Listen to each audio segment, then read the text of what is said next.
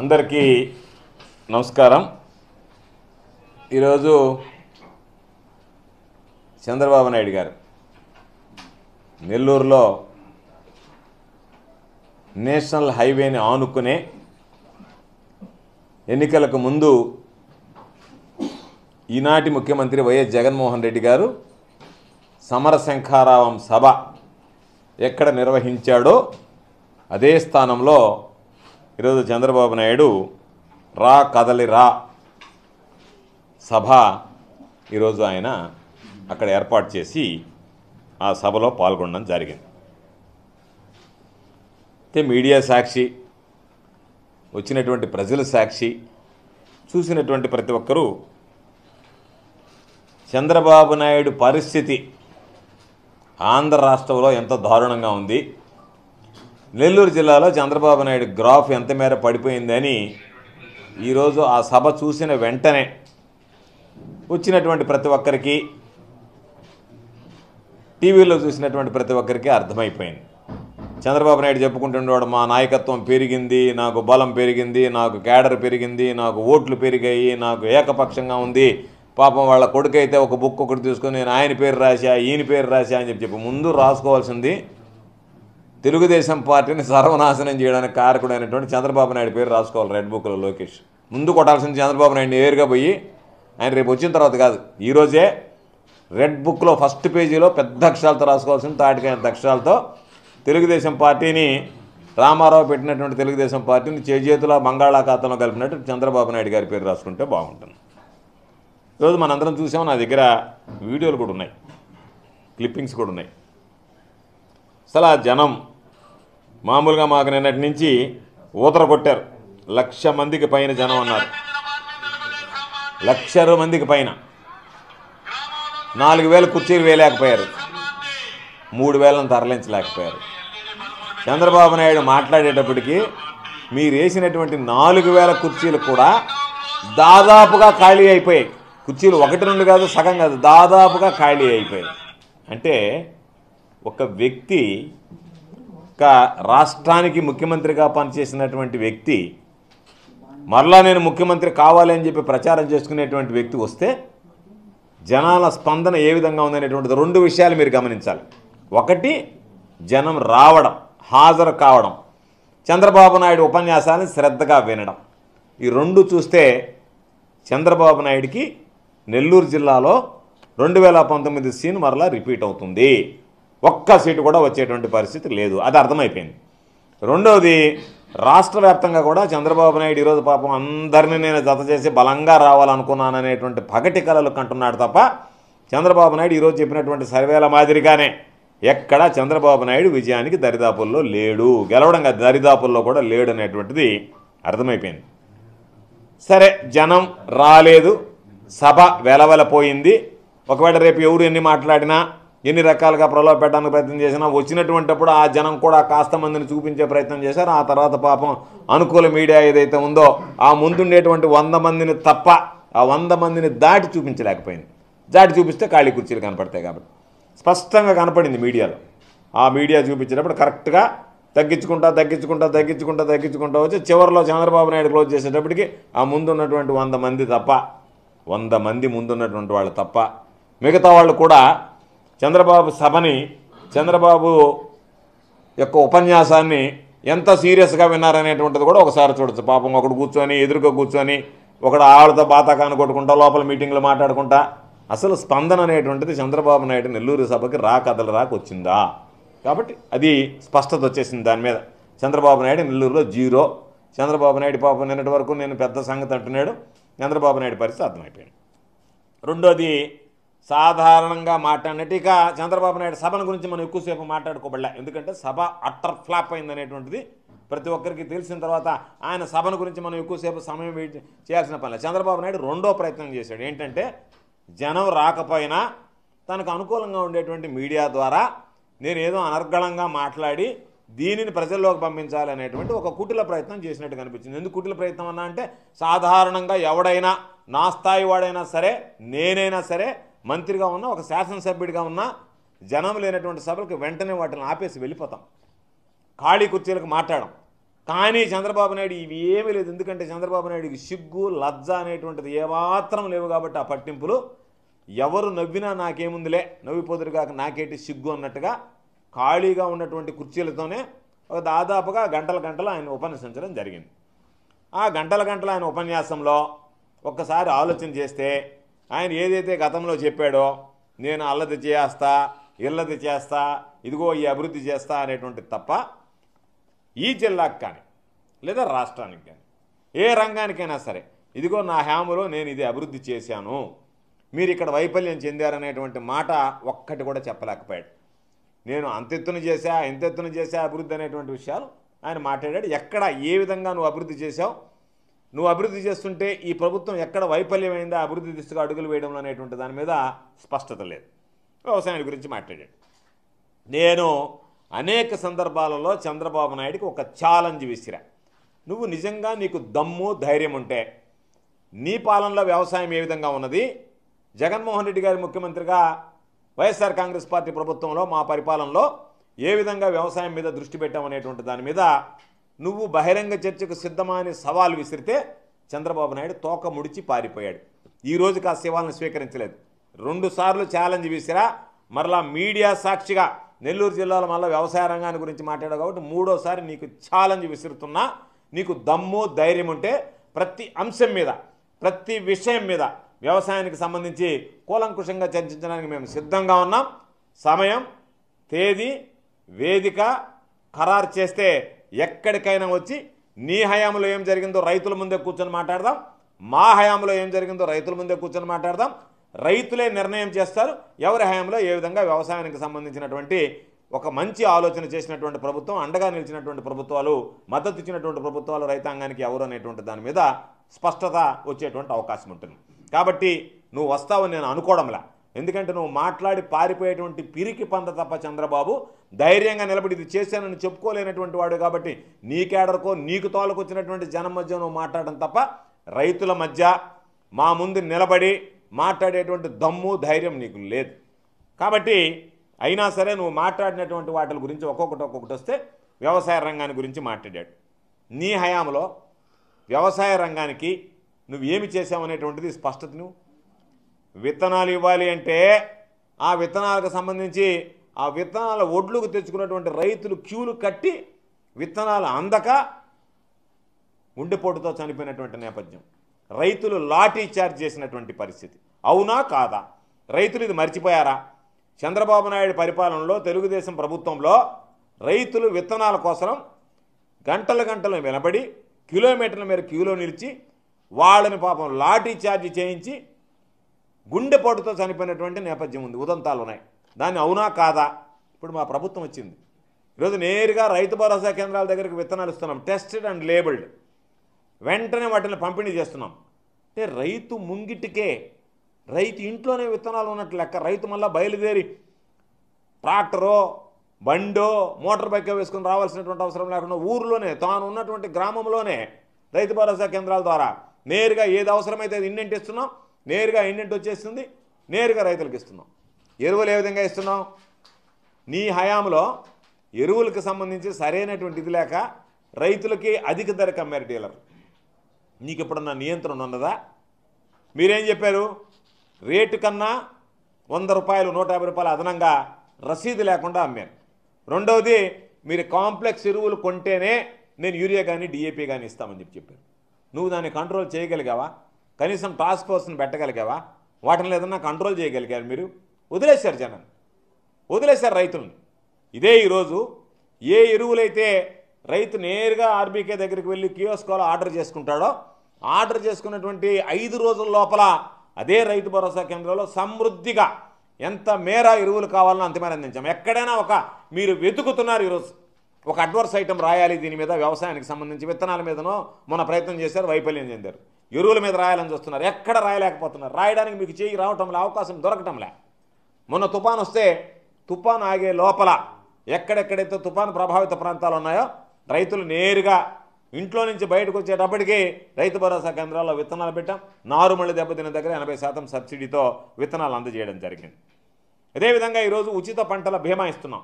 నీ జన్మలో ఏ రోజైనా ఉచిత పంటల బీమా లాంటిది రైతులను ఆదుకోవాలనేటువంటి ఆలోచన నీ బుర్రలో వచ్చిందా? రైతుల గురించి నువ్వు ఆలోచన పంటల బీమా ఇస్తే ఏదైనా ప్రకృతి వైపరీత్యాల వల్ల దెబ్బతింటే లేదా పంట దిగుబడి తగ్గిపోతే ఏదైనా కారణాల వల్ల ఆ రైతులకి బీమాతో రక్షణ కల్పించాలనేటువంటి ఆలోచన, ఉచిత పంటల బీమాను గురించి ఆలోచన చేసావా? జగన్మోహన్ రెడ్డి గారు ఆలోచన చేశారు, ఈ ప్రభుత్వం ఆలోచన చేసింది. రైతులు ₹1 ప్రీమియం కట్టాల్సినటువంటి అవసరం లేకుండా మొత్తం ఈరోజు ప్రభుత్వమే భరించి రైతులకు ఉచిత పంటల బీమా కింద దిగుబడి తగ్గితే ఈరోజు పంటలకు సంబంధించినటువంటి ఆ రక్షణ కల్పించేటువంటి అవకాశం ఈరోజు జగన్మోహన్ రెడ్డి గారు తీసుకోవడం జరిగింది. అదేవిధంగా నువ్వు ఇంకొక మాట చెప్పావు, గిట్టుబాటు ధర గురించి మాట్లాడుతున్నావు. నేను ఈరోజు ఛాలెంజ్ విసురుతున్నా. గిట్టుబాటు ధరకు సంబంధించి గిట్టుబాటు ధర లేకపోతే చేతులు ఎత్తేసావు. ధాన్యం కొనుగోలు కేంద్రాలు ఓపెన్ చేయలేకపోయావు. ధాన్యం కొనుగోలు కేంద్రాల్లో ధాన్యం కొనకుండా పోయావు. ఆ రోజు ప్రతిపక్షంలో మేము అడిగితే అధికారులు చెప్పినటువంటి మాట, మాకు ఇంతకన్నా మించి కొనొద్దన్నారు, మాకు కోటా విధించారు, ఇదిగో మేము ఇన్ని టన్నులే కొంటాం, ఇన్ని టన్నులు మించి మేము కొనము అని చెప్పారు.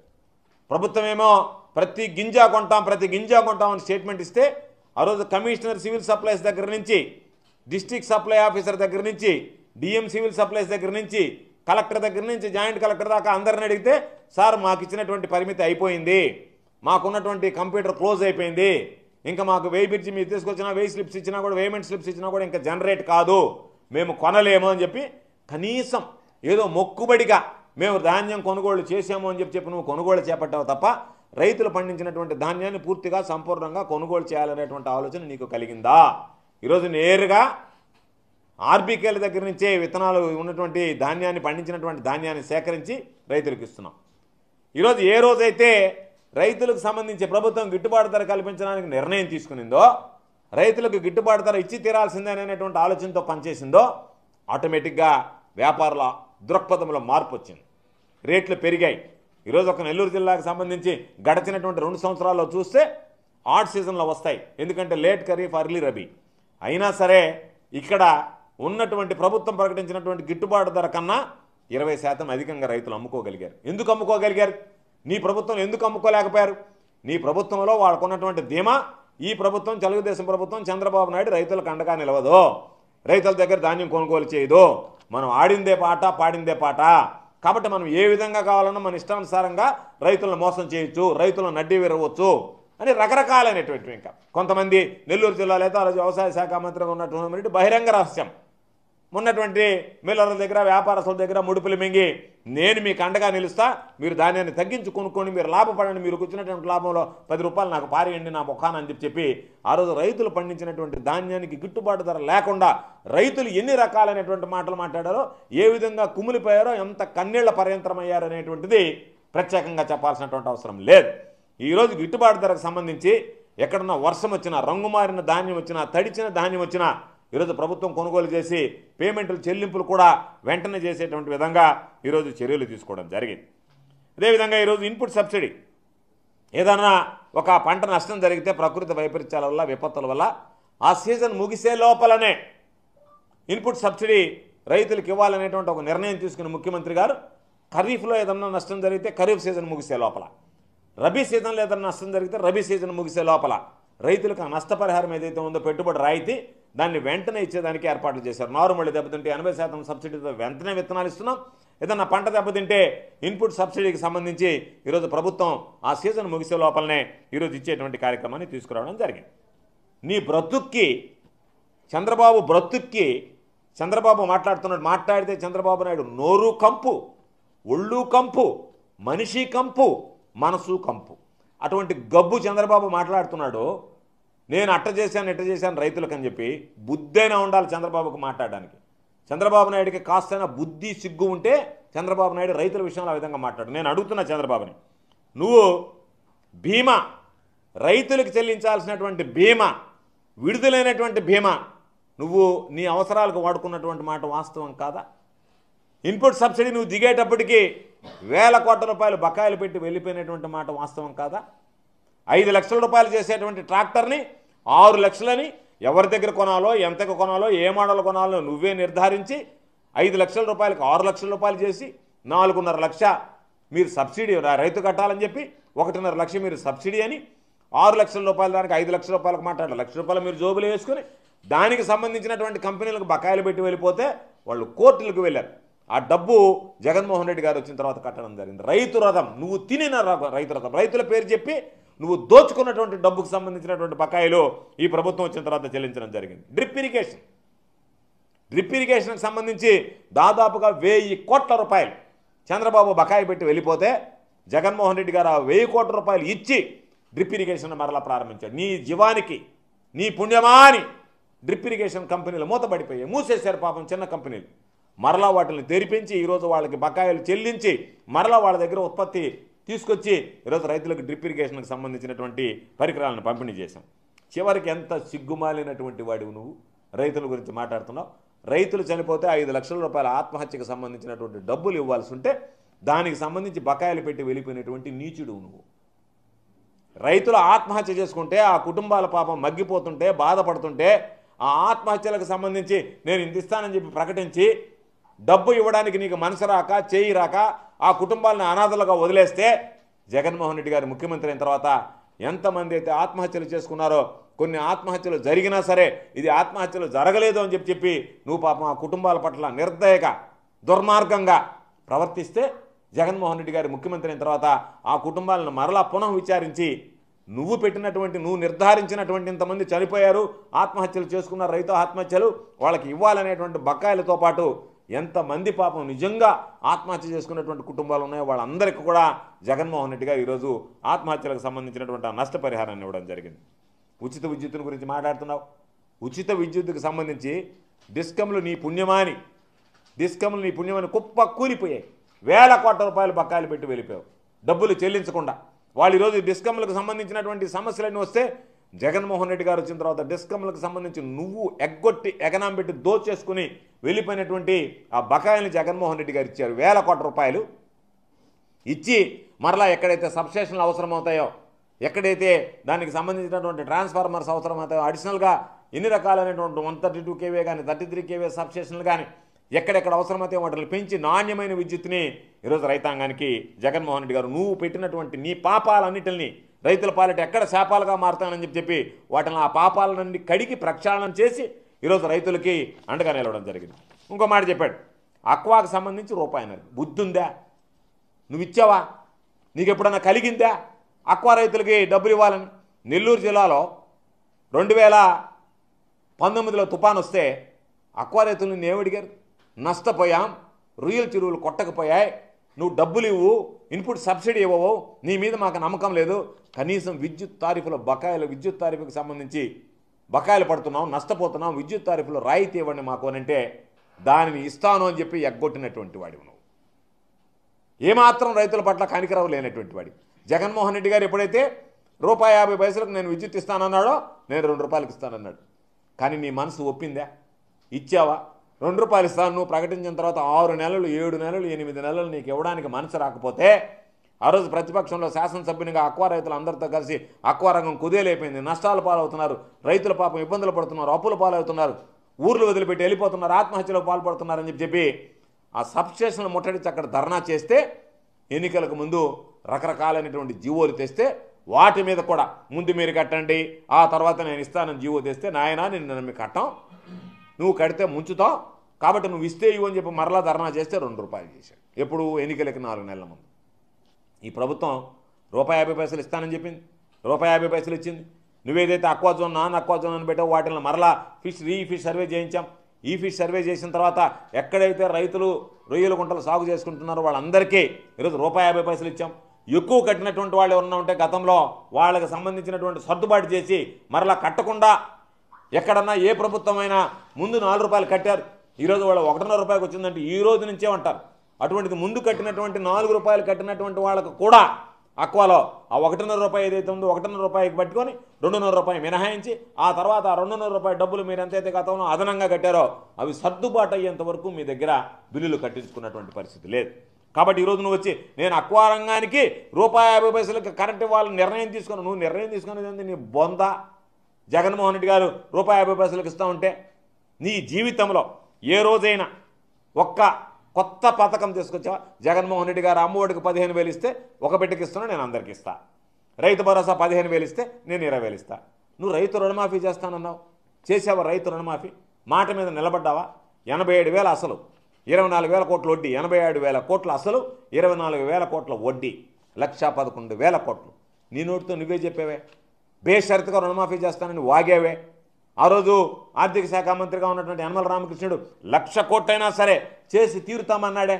ఎక్కడన్నా ఒక్క రూపాయి దానికి సంబంధించినటువంటిది ఆ రోజు 50,000 రూపాయలు లోపలుంటే నేను వన్ టైం సెటిల్మెంట్ అన్నావు. ఆ తర్వాత 1,50,000 అంటివి, స్కేల్ ఆఫ్ ఫైనాన్స్ అంటివి, ఇంటికొక్కరికే ఇస్తానంటివి, రకరకాలైనటువంటివి పెట్టి ఇవన్నీ కూడా వ్యవసాయ రుణాలు కాదు అని చెప్పానని, ఏదైతే రైతులు పంట రుణాలు తీసుకున్నారో క్రాప్ లోన్స్ వాటికే ఇస్తానని చెప్పి మాట్లాడితే రకరకాలైనటువంటి నిబంధనలు చేసి 5 విడతల్లో ఇచ్చేస్తానని, ఆ 5 విడతల్లో కూడా ఇవ్వకుండా నువ్వు రైతులను మోసం చేసినటువంటి నీచ చరిత్ర మీదా కాదా చంద్రబాబు? చెప్పు సమాధానం. ఈరోజు మేము చెప్పాం 12,500 4 విడతల్లో 50,000 రూపాయలు. ఈరోజు ఎంత ఇస్తున్నాం? 13,500 5 విడతల్లో 67,500. రైతులకి నీలాగా చెప్పి మోసం చేయలే జగన్మోహన్ రెడ్డి గారు. చెప్పిన దానికన్నా మిన్నగా ఇస్తున్నాం. ఈరోజు గర్వంగా చెప్తున్నాం, నువ్వు రైతుల్ని మోసం చేసి వెళ్ళిపోతే రుణమాఫీ పేరుతో మేము నువ్వు చెప్పిన దానికన్నా ఎక్కువగా గర్వంగా ఇస్తున్నాం అని చెప్పగలుగుతున్నాం. కాబట్టి వ్యవసాయ రంగాన్ని గురించి నువ్వు మాట్లాడడం అనేటువంటిది, నువ్వు మాట్లాడితే ఒకటే గుర్తుంచుకో, ఆకాశం మీద ఉమ్మేస్తే అది తిరిగి నీ ముఖానే పడద్దు అన్నటువంటి విధంగా వ్యవసాయ రంగాన్ని గురించి నువ్వు మాట్లాడడం ప్రయత్నిస్తే రైతులు నిన్ను చీకొడతారు, నీ ముఖాన్ని ఉమ్మేస్తారనేటువంటి విషయాన్ని గుర్తుంచుకో. రైతులని ఎన్ని విధాలుగా ఇబ్బందులు పెట్టాలనో, ఎన్ని విధాలుగా వాళ్ళని నాశనం చేయాలనో అన్ని విధాలుగా నాశనం చేసినటువంటి వాడివి నువ్వు. కాబట్టి రైతుల గురించి మాట్లాడేటువంటి, రైతు వ్యవసాయాన్ని ఉచ్చరించేటువంటి అర్హత కూడా చంద్రబాబు నాయుడుకి లేదు అనేటువంటిది ఈ సందర్భంగా నేను స్పష్టం చేస్తున్నాను. ఇకపోతే నెల్లూరు జిల్లా అభివృద్ధిని గురించి మాట్లాడాడు చంద్రబాబు నాయుడు. నెల్లూరు జిల్లా అభివృద్ధిని గురించి మాట్లాడేటప్పుడు అసలు జిల్లాలో నువ్వు 2014లో బాధ్యతలు, 2014లో బాధ్యతలు స్వీకరించిన తర్వాత ఏం జరిగింది? 2015లో ఉధృతమైనటువంటి వర్షం వచ్చింది, విపరీతమైనటువంటి వరదలు వచ్చాయి. వస్తే చంద్రబాబు నాయుడు కనీసం 2015 సంవత్సరంలో వరదల గురించి పట్టించుకోలే, దాని జోలికి పోలే. ఆ రోజు జరిగినటువంటి పనులకి వచ్చాడు. వచ్చామా, ఉన్నామా, వెళ్ళిపోయామా? సిగ్గైనా ఉండాలి మాట్లాడడానికి నువ్వు నెల్లూరు జిల్లా అభివృద్ధిని గురించి.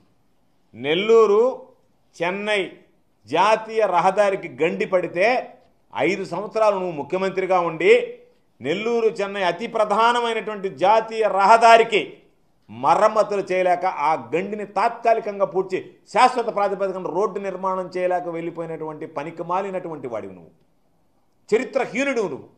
5 సంవత్సరాలు ఒక ముఖ్యమంత్రిగా పనిచేసి ఇంత ప్రధానమైనది ఉంటే కేంద్ర ప్రభుత్వంతో మాట్లాడి చేయలేకపోయావు. జగన్మోహన్ రెడ్డి గారు ముఖ్యమంత్రి అయిన వెంటనే మేము వెళ్ళి, సార్ మాకు సంబంధించినటువంటి అతి ప్రధానమైనటువంటి రహదారి, జాతీయ రహదారి ఇబ్బందులు ఉందంటే కేంద్ర ప్రభుత్వం దృష్టికి తీసుకువెళ్ళి దానిని వెంటనే నిధులు మంజూరు చేయించి, ప్లాన్స్ అప్రూవ్ చేయించి, అది శాశ్వత ప్రాతిపదికన ఈరోజు నెల్లూరు చెన్నై రహదారి ఏదైతే ఉందో జాతీయ రహదారి, అది నా నియోజకవర్గం గుండా పోతుంది. ఆ రహదారిని పునరుద్ధరించినటువంటి ఘనత వైఎస్ఆర్ కాంగ్రెస్ పార్టీ ప్రభుత్వం ఉంది, జగన్మోహన్ రెడ్డి గారిది. నీ హయాంలో జరిగినటువంటిది.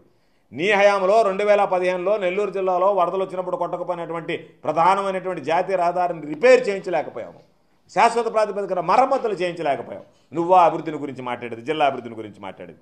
అదేవిధంగా ఆ రోజు అందరూ వెళ్ళారు, నువ్వే వెళ్ళావు, సర్వేపల్లి రిజర్వాయర్ని చూసావు. సర్వేపల్లి రిజర్వాయర్ కొట్టుకుపోయేటువంటి పరిస్థితి వచ్చిందని చెప్పి ఆ రోజు పాపం మంత్రులుగా ఉన్నటువంటి నారాయణ గారు, ఈరోజు ఇండి ఉడతలు పట్టేవాడు సోమిరెడ్డి, వీళ్ళందరూ పోయి మాట్లాడారు ఆ రోజు. సరే బాగానే ఉంది, వర్షం తగ్గిపోయింది, ₹1 డబ్బులు పెట్టి దాన్ని రిపేర్ చేయించావా? ఎన్నికల ముందు ఓ జీవో ఇచ్చారు, ₹1 దానికి సంబంధించినటువంటి డబ్బు ఖర్చు పెట్టకుండా జీవో ఇచ్చి దానికి అట్టహాసంగా ఆర్భాటంగా శంకుస్థాపన చేసి వెళ్ళిపోయారు. ఈరోజు మా ప్రభుత్వం వచ్చిన తర్వాత దానికి సంబంధించినటువంటి పనులు ప్రారంభించాం.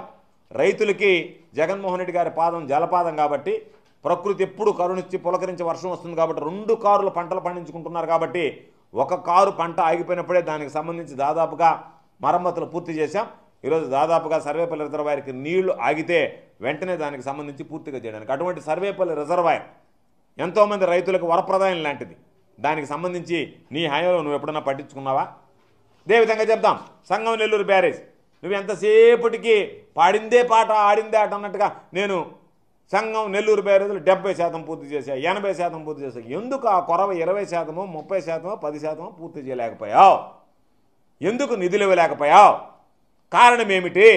నీకు నిజంగా రైతుల పట్ల చిత్తశుద్ధి ఉంటే నెల్లూరు జిల్లాకు సంబంధించి పెన్నార్ డెల్టా మోడరైజేషన్ కింద బ్రిటిష్ కాలం నాటి కట్టినటువంటి సంగం నెల్లూరు బ్యారేజీలని పునర్నిర్మించాలనేటువంటి ఆలోచనతో రాజశేఖర రెడ్డి గారు శంకుస్థాపన చేస్తే, రాజశేఖర రెడ్డి గారి ముందు ఎవరూ పట్టించుకోకపోతే, రాజశేఖర రెడ్డి గారు శంకుస్థాపన చేస్తే, రాజశేఖర రెడ్డి గారు ఈ లోకాన్ని వదిలి వెళ్ళిపోయిన తర్వాత ఏ ప్రభుత్వం పట్టించుకోలేదు, నువ్వు అంతకన్నా పట్టించుకోలేదు అనేటువంటిది స్పష్టం చేయాల్సినటువంటి అవసరం ఉంది రైతాంగానికి. ఈ ప్రభుత్వం అధికారంలోకి వచ్చిన తర్వాత నిధులు ఇచ్చి పూర్తి చేసి దాన్ని ప్రారంభిస్తే మీరేం మాట్లాడుతున్నారు? 80% మా హయాంలో అయింది, మిగతా ఆ 20% ఎందుకు చేతగాని దద్దమ్మలాగా చవటలాగా ఉండిపోయావు చంద్రబాబు? నువ్వు పూర్తి చేసి ఉండాల్సింది. ఏమి నీ దగ్గర నిధులు లేవా అంటే, నీరు చెట్టు కింద అనవసరమైనటువంటి పనులకి వేల కోట్ల రూపాయలు నీకు సంబంధించినటువంటి నాయకులు కార్యకర్తలు దోపిడీ చేశారు రైతుల పేరుతో.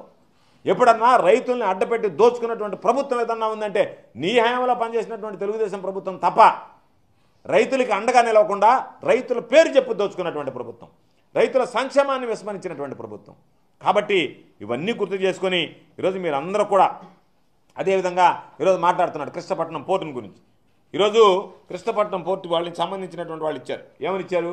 అయ్యా మేము కంటైనర్ టెర్మినల్ మూయడం లేదు, కంటైనర్ టెర్మినల్ సంబంధించి మూసేటువంటి ఆలోచన మాకు లేదు, మూసే పరిస్థితి లేదు, ఇంకా మేము అభివృద్ధి చేయడానికి సిద్ధంగా ఉన్నాం.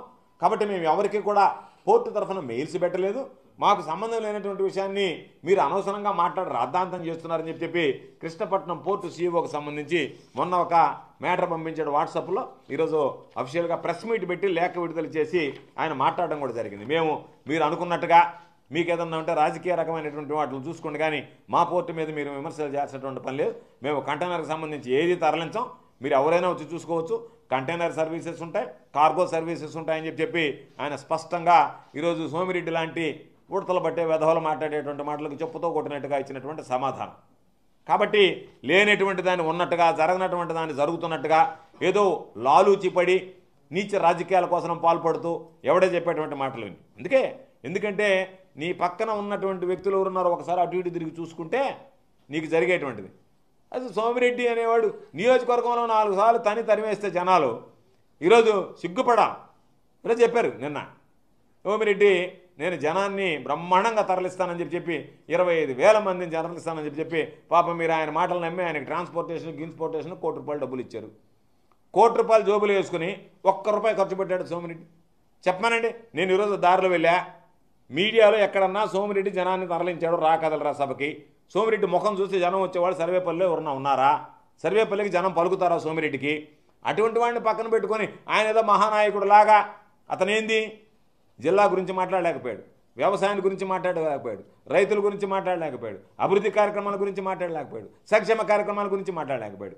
ఏదో ఒక విధంగా నా మీద బురదలాలనేటువంటి ఆలోచన చేసేటువంటి ఆ పనికి మాలిన బృందాన్ని పక్కన పెట్టుకుని ఊరేగడం తప్ప, నువ్వు ఈరోజు మేము అడుగుతున్నావు, నువ్వు సంక్షేమ కార్యక్రమాలు ఏం చేసావు చెప్పు, అభివృద్ధి కార్యక్రమాలు ఏం చేసావు చెప్పు, ఈ జిల్లాను ఏం అభివృద్ధి చేసావు చెప్పు. నువ్వు వచ్చినప్పుడు ఏం చెప్పాలా? ఈ జిల్లా అభివృద్ధిని గురించి ముందు మాట్లాడాలి. ఇదిగో ఈ జిల్లాను నేను ఈ విధంగా అభివృద్ధి చేశా, ఇంకా అభివృద్ధి చేయడానికి ప్రణాళికలు ఉన్నాయి, జగన్మోహన్ రెడ్డి గారు ఇదిగో నేను చేసినటువంటి అభివృద్ధి ఇక్కడ కుంటుపడింది, అది చెప్పలేకపోయి వైఫల్యం చెందావు. కానీ సంక్షేమ కార్యక్రమాలు ఏదైనా చేసావా? ఏమీ చేయలేకపోయి. ఈ జిల్లాలో నువ్వు చేసినటువంటి సంక్షేమ కార్యక్రమాల కన్నా ఈ రాష్ట్రంలో కానీ ఈ జిల్లాలో కానీ జగన్మోహన్ రెడ్డి గారి ప్రభుత్వంలో బ్రహ్మాండంగా అమలవుతున్నాయి. కాబట్టి ఇవన్నీ విడిచిపెట్టి నీకు గనక నేను చర్చించగలను, వ్యవసాయం గురించి కానీ ఇతర విషయాల గురించి కానీ నాకు చర్చించేవి ఉంటే నువ్వు సిగ్గుపడాలి. ఈరోజు నీ సభ ఎంత పేలవంగా జరిగింది, అదే నిన్న జగన్మోహన్ రెడ్డి గారు సభ పెడితే సిద్ధం ఎంత బ్రహ్మాండంగా జరిగింది. అది పక్కన పెడితే ఎన్నికలకు ముందు జగన్మోహన్ రెడ్డి గారు సమరశంఖారావం అక్కడ సభ పెడితే నువ్వు ఈరోజు ఏర్పాటు చేసినటువంటి దానికి 10 రెట్లు ఆ రోజు మేము ఏర్పాట్లు చేశాం. ఏర్పాట్లు చేస్తే హైవే దగ్గర దాకా జనం నిలబడ్డారు. ఈరోజు నువ్వు పరిమిత సంఖ్యలో బారికేళ్లు కడితే నీకు జనం వెలవలపోయారు. ఆ రోజు జగన్మోహన్ రెడ్డి గారు వస్తున్నాడని చెప్పి వదిలేస్తే నేషనల్ హైవే దాదాపుగా వెనక ఉన్నటువంటి నేషనల్ హైవే దాకా జనం నిలబడ్డారు. భయపడ్డాం, ఏమైనా ప్రమాదాలు జరుగుతాయమని అని చెప్పి ఆ రోజు పోలీసులు సరైనటువంటి భద్రత ఇవ్వలే నీ ప్రభుత్వంలో. అయినా భయపడి పదే మైకులో చెప్పి మీరు ముందుకు రండి, హైవే మీద నిలబడకండి అని చెప్తే హైవే మీద నిలబడేటువంటి జనాలు, హైవేని వదిలిపెట్టి హైవే మధ్య ఉన్నటువంటి డివైడర్ల మీద నిలబడేటువంటి జనాలు ఆ రోజు. ఈరోజు నీ ముఖం చూడడానికి, నిన్ను చూడడానికి, నీ అందం చూడడానికి కనీసం 100 మంది కూడా లేరు అంటే సిగ్గుపడి నేరుగా ఇదిగో ఈ జనాన్ని చూసిన తర్వాత ఇంక తెలుగుదేశం పార్టీ అధ్యక్షుడిగా నేను కొనసాగదలుచుకోలేదని చెప్పి వెళ్ళిపోవాల్సినటువంటి నువ్వు సిగ్గు లేకుండా మళ్ళీ పత్తిపాటలో మీటింగ్ అని చెప్పిపోయావంటే నీ నీచమైనటువంటి బుద్ధి బయటపడుతుంది. జనాలు మరొకసారి నీకు బుద్ధి చెప్పడానికి సిద్ధంగా ఉన్నారు. 2024 ఎన్నికలతో చంద్రబాబు నాయుడు తెలుగుదేశం పార్టీ ఈ రాష్ట్రంలోనే కనుమరుగైపోవడం ఖాయం అని చెప్పి ఈ సందర్భంగా తెలియజేస్తా. మరలా చంద్రబాబు నాయుడికి చివరిగా చెప్పేది, నీకు దమ్ము ధైర్యం ఉంటే రైతుల విషయం మీద, వ్యవసాయం మీద వ్యవసాయ శాఖ మంత్రిగా నేను చర్చించడానికి సిద్ధంగా ఉన్నా, నీకు సవాల్ విసురుతున్నా. నా సవాలును స్వీకరించి నువ్వు ఎక్కడైనా నీ ఇష్టం వచ్చిన తేదీ, నీ ఇష్టం వచ్చినటువంటి సమయం, వేదిక నువ్వు ఏర్పాటు చేస్తే అక్కడికి వచ్చి ఈ ప్రభుత్వం ఏం చేసింది, నీ ప్రభుత్వం ఏం జరిగింది అనేటువంటి వ్యవసాయ రంగం మీద చర్చకు సిద్ధంగా ఉన్నా. నన్ను సవాల్ విసురుతూ నువ్వు ఆ సవాళ్ళను స్వీకరించి ముందుకు రావాలని చెప్పి నేను కోరుకుంటున్నా.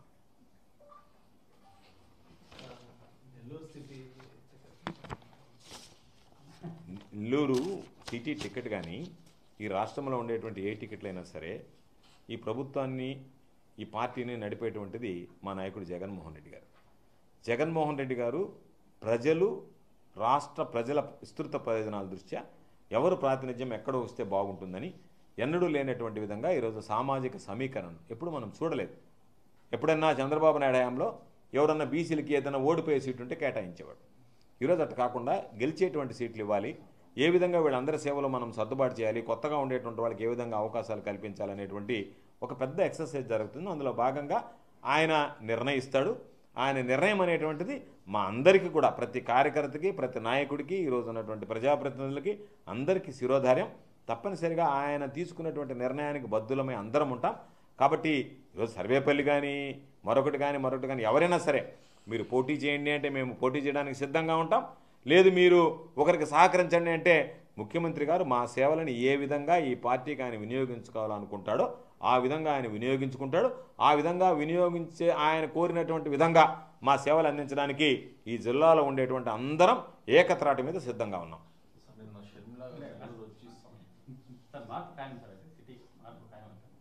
మనకు ఇంతవరకు జాబితా రాలేదు, ఎంతసేపటికి ఊహాగానాలే. ముఖ్యమంత్రి గారు అంతా చర్చించిన తర్వాత తీసుకునేటువంటి నిర్ణయం. ఎందుకంటే ఆయన ఏదైనా తీసుకుంటే ఏమి దాపరికం లేకుండా ఇదిగో ఇదని చెప్పి అఫీషియల్గానే జాబితా విడుదల చేస్తున్నాడు. ఎప్పుడు లేదా సంస్కృతి లాస్ట్ వరకు ఉండేవాడు. ఇప్పుడు చంద్రబాబు నాయుడు చూడు, చివరి వరకు దాచిపెట్టి ఇవన్నీ ఫిలప్ అయిపోయి అందరు రంగంలో దిగిన తర్వాత ఇంకేడు ఎక్కడ లేకుండా బోళ్ళ పడుకొని ఏడవడం తప్ప ఏం అవకాశం లేకుండా ఈరోజు ఏం చేస్తున్నాడంటే 2 సీట్లు ఆయన ప్రకటించడం, 2 సీట్లు ఈయన ప్రకటించడం, మీరు ప్రకటించడం కరెక్ట్ కాదనడం. ఈ పొత్తులోనే పొత్తుబోనటువంటి మీరు ప్రజలకు ఏమి సేవలు చేస్తారు? రేపు ప్రజలకు సంబంధించినటువంటి వాళ్ళ గుండె చప్పులకు అనుగుణంగా ఏం పని చేయగలరు? సీట్ల దగ్గరే పొద్దుపలేదు. మీ మెయిన్ ఉమ్మడి ఎజెండా ఏంది? చంద్రబాబు నాయుడిని గెలిపించాలా, జగన్మోహన్ రెడ్డి గారిని గెలిపించాలి. ఇవి ఉంటే కదా. నువ్వు గెలవాలనేటువంటి ఆలోచనలో ఆయనకి జనసేన పవన్ కళ్యాణ్కి లేదు. ఆయన నా పార్టీని నేను పణంగా పెట్టినా చంద్రబాబు నాయుడిని గెలిపిస్తా, జగన్మోహన్ రెడ్డి గారిని ఓడిస్తాను. ఆ లక్ష్యంతో పనిచేసేటువంటి వాళ్ళలో చంద్రబాబు, పవన్ కళ్యాణం, ఇంకొకడో అనుకుంటే గెలవము, వీళ్ళందరూ కలిసి వస్తే ఓడము. ప్రజలు అనుకుంటే మేము గెలుపు ఓటమి అనేది ప్రజలు నిర్ణయిస్తారు. జగన్మోహన్ రెడ్డి గారు చెప్పినట్టుగా ఈరోజు ప్రజలే మాకు స్టార్ క్యాంపెయినర్లు. చంద్రబాబు నాయుడు సభ చూసిన తర్వాత ఆ చంద్రబాబు నాయుడు సభకు వచ్చినటువంటి వాళ్ళు కూడా ఇంకా చంద్రబాబు నాయుడు పని అయింది, చేతులు ఎత్తేసాడు, ఇంకా చంద్రబాబు నాయుడు ఓటేస్తే అది మురిగిపోతుందని చెప్పి ఏసేవాడు ఎవడన్నా ఉన్నా కూడా తెలుగుదేశం పార్టీ వాడు కూడా ఓటేయకుండా అది ఒక అవకాశం మీరు చంద్రబాబు నాయుడు ఇచ్చారు. వాళ్ళకి మీరు నాకు వేయబాకండి, మీరు వేసినా మీ ఓటు మురిగిపోతుంది, కాబట్టి నాకున్నటువంటి నా ఇమేజీ మొత్తం అంతా మీరు చూసిన తర్వాత ఈ పార్టీ ఏ విధంగా ఉందనేటువంటిది ప్రత్యేకంగా చెప్పాల్సినటువంటి పని లేదని చెప్పకనే చెప్పినట్టయింది ఈరోజు సభ.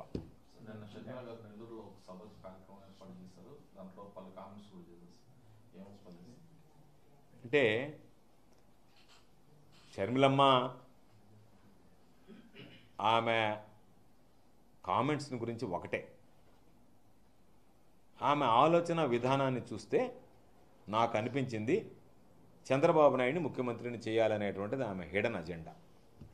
అందుకని చంద్రబాబు నాయుడిని ముఖ్యమంత్రిని చేయడానికి ఏదైతే అన్ని పార్టీలు కలిసాయో ఆమె కూడా వాళ్ళతో గళం కలుపుతుంది, వాళ్ళు మాట్లాడినటువంటి మాటలే మాట్లాడుతుంది.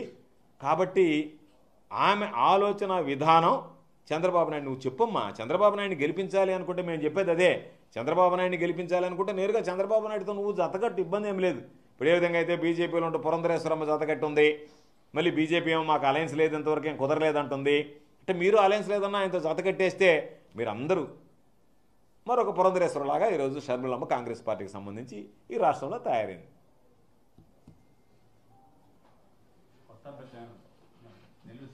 బొచ్చేడు మంది ఉన్నారు అభ్యర్థులు, ఎక్కడ కూడా 175 సీట్లకు కానీ 25 ఎంపీలకు కానీ మాకేవ్వండి అని అలిగేవాళ్ళు, బాధపడేవాళ్ళు, ఆవేళన చెందేవాళ్ళు.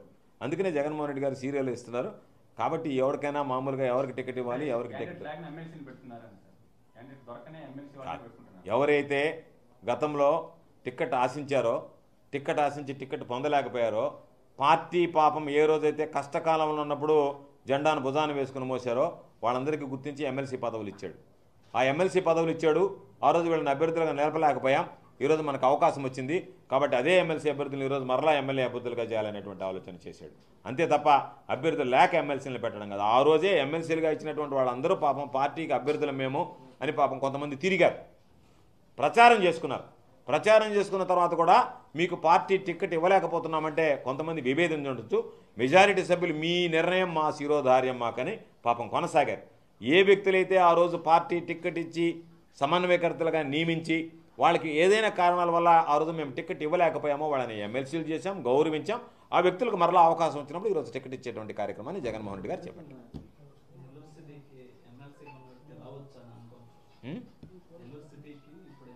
అది జగన్మోహన్ రెడ్డి గారు చెప్పాలి. ఆయన మనసులో ఏముందో ఎవరికి తెలియదు, ఎవరితో చర్చించలేదు. అందుకని ఊహాజనితమైనటువంటి వాటి మీద నేను కామెంట్ చేయడం సరికాదు. రైట్ నాయనా.